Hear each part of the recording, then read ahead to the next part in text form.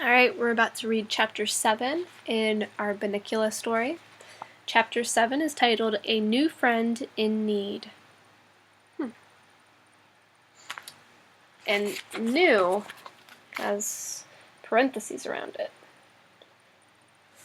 So I guess not really new. We'll see. In the days that followed, Chester's behavior was exemplary. He purred and he cooed and he cleaned his paws and he rubbed up against everyone's legs to show what a good boy he was. I was getting worried. Chester acts that way only when he has something devious in the back of his mind. But I didn't know what it was. He had tried everything in the book to get rid of the vampires, and all of his efforts had failed. But I knew from the expression on his face that something was definitely up. Of course, I didn't know for certain because he had not spoken to me since the steak incident. I guess he realized that my heart just wasn't in the destruction of the bunny vampire. In fact, I was beginning to like the little fellow. The Monroes were relieved by Chester's improved behavior. They didn't know how to account for his strange doings, but, to their credit, they were willing to let bygones be bygones.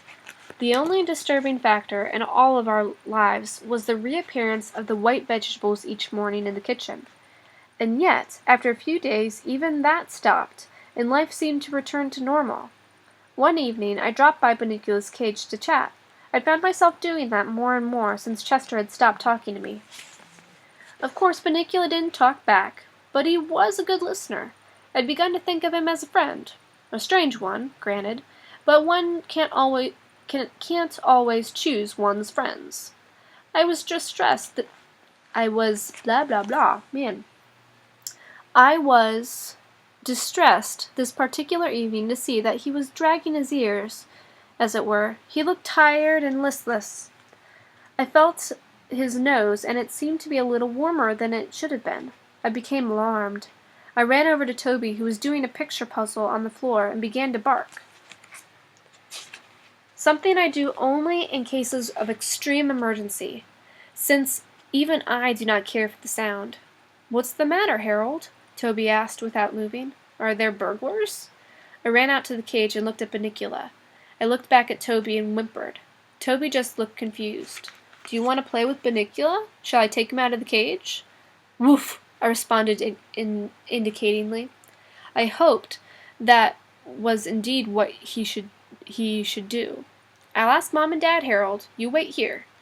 He was back in a minute, shaking his head. "I'm sorry, Harold, but Mom says you can't play with the rabbit. It causes too much commotion."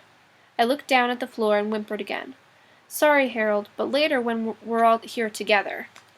I regarded Bunnicula, whose eyes met mine. He gave a little shudder, and I felt like crying. My friend was sick, and I didn't know what to do. I wished I could tell Chester, but I knew it was no use. He was too mad at me.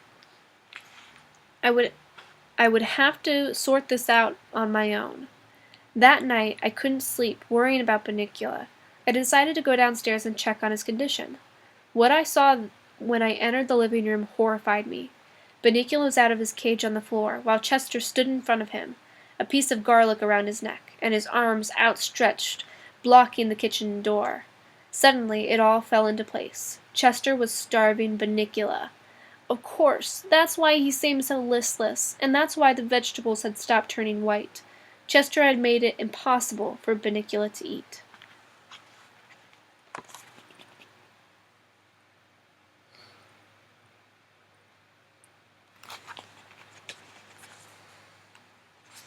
"Chester!"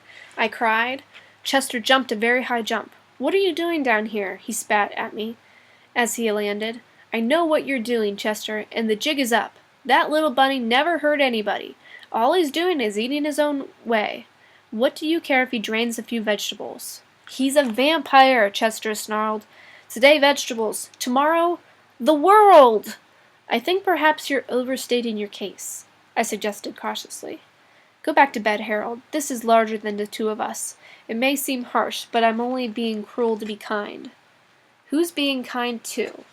Who's he being kind to, I wondered, as I went back upstairs. The tomatoes and zucchinis of the world, maybe a few cabbage, it just didn't make sense.